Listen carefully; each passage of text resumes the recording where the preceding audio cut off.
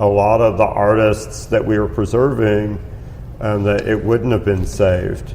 Right. And so we kind of really felt like we kind of came along, and this is what we're supposed to be doing right now. And with the antique stuff too, I mean, I grew up in that world, and through that world we met, all kinds of people that, were artists and writers. And so I think that the flea market world is a little closer to the art world than you might suspect. And a lot of artists source flea markets for things that they use in their projects. I know I've been an avid eBayer for a long time, and one of my customers early on was Tony Ausler. I've sold him a lot of occult books over the years, and you look at like Jim Roach. He collected a lot of weird paper ephemera that fortune tellers and all that kind of stuff made sense. And it was something that he was kind of preserving and then taking in and reinterpreting in his work. David McManaway with all the found object stuff, the Jomo boards, he was also somebody that was always at the flea markets looking for stuff and we've had lots of stuff. Really wonderful contemporary artists visit our gallery over the years. And kind of the people that first got the work of American self-taught artists were American painters and sculptors and people that they appreciated the power to this work of self-taught Americans that didn't go to the university system and make art that's every bit as compelling. In some cases, just the raw simplicity makes it just untouchable as far as the power that it has. I was watching a documentary recently, and they were showing Kandinsky's studio and how all the art in his studio was locally sourced, untrained outsider art brute. You can learn so much from looking at photographs taken in artist studios. Right. It's almost like we saw an exhibition of Mondrian's paintings, but the thing that most fascinated me were the photos of his studio. The furniture that he made looked like his paintings. There were these cubist linear strips of wood, and the way he made the tables and then painted them all white. It was really, I was just as fascinated by his furniture as his paintings. And it's pretty crazy. It's like a 3D version of those paintings. It's crazy. So that's one of the things I love to do. When I go visit the folks is make it a studio visit and take images of the studio space, because it's really telling, and it is really telling. One of the artists that we haven't met yet, but I would love to visit his studio, is Michael Tracy down in San Ignacio. I think he's had a little bit of there was an article in the New York Times a couple of months ago about here's somebody that's making art down on the Mexican border, and he talked about not really having any kind of support in a cultural way for what he's doing. That's it. And as far as like the difference between Donald Judd and Marfa, and then Michael Tracy and San Ignacio, I think there's no chance that San Ignacio will become the next Marfa. But artists kind of seek out remote locations, maybe for a sense of place, for the artwork that they're wanting to create there, or they just like living in places like that. I know out in El Paso, the artist it's called The Hill.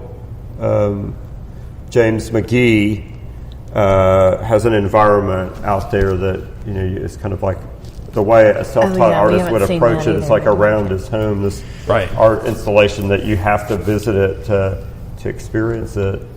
And I think that those kind of things are just so mysterious to me, to be able to visit some remote place where someone spent years. One of the artists that we visited outside of Paris was Chomo, Roger Chomo. And Chomo had an incredible environment near the Niki St. Phal and Yves Tinguely, the Cyclops. It's really close to the Cyclops. And Chomo believed he was from another planet, and all of his artwork is about this belief of being in another planet. Right. So the George Pompidou Center said, we want to do a show of your work. Right. And Choma said, "Oh, that's great. Well, we can get all these chicken coops and we'll put them on the truck on the end." And they're like, "Well, no, the chickens can't go to the museum." And Choma's like, "Well, all of the art was created for my chickens. If they don't go, then the show doesn't happen." So they did the show and they brought chickens too. We always love that Choma. story. That's awesome. Yeah, it seems like the French have really preserved their art environments, and they also really appreciate eccentricity. Right. We do here to a certain extent, but ours is more it seems like in France they really have a cultural appreciation for eccentrics, and so there's a lot of those environments that have been preserved and are taken care of, and so to me that's what's really cool, or when sites are saved. Right. I think Finster's garden, I think they got some NEA money.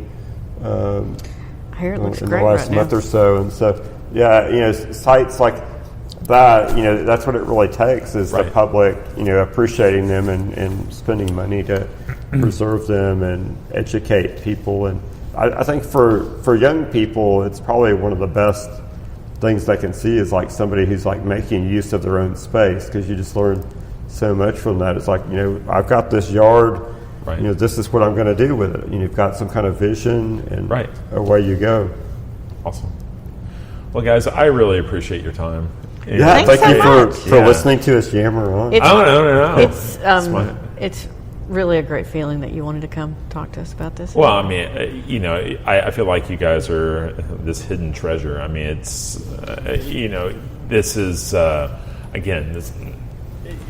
When I think of Waxahachie, this is what you guys bring to Waxahachie is not, it's not what you think of Waxahachie as, but even just this entire area, I feel like you guys are, preserving something. You're doing something different, and I feel like you guys are, leading a charge on something that a lot of people, overlook, and I can't. When I'm curating, who I think, should be part of these conversations, I felt like you guys really needed to be part of that. Thank you for including us. We appreciate that and feel Yeah. honored that you'd say so. We've been listening to This American Life podcast and the Cocaine and Rhinestones country music podcast quite a bit. We really got into that Dirty John podcast for a while. It was like a true crime podcast. We've gone down the gamut sitting in the car a lot. Oh, sure. Yeah. Have This American Life? Have you guys listened to S Town? Yes. Yeah. Yeah. That's Loved good. it. Loved Yeah. it. Yeah. It was one of those where I didn't know where that was going, but it was a fun trip trying. It's a sad You're story. bamboozled. It's It a is sad story. Yeah. But S-Town, and then also we liked Crime Town too. And our friend Sean Gorman is from Providence, Rhode Island, and the guy that Crime Town is about actually gave him a couple of jars of marinara sauce. Oh my God! I don't know, have you heard that podcast? I haven't heard that one yet. It's Oh, it's about a good a corrupt politician. The guy was mayor of New York before he went to prison, and then after he went to prison, and he was like this Providence. It's like he was in with the mob, but he had the know-how to run the city and keep it going. And I didn't want S-Town to end. Oh no! it was very sad at the end. Yeah. Sad. It was, but there was some. I mean, I feel like a lot of the things we've talked about, apply to.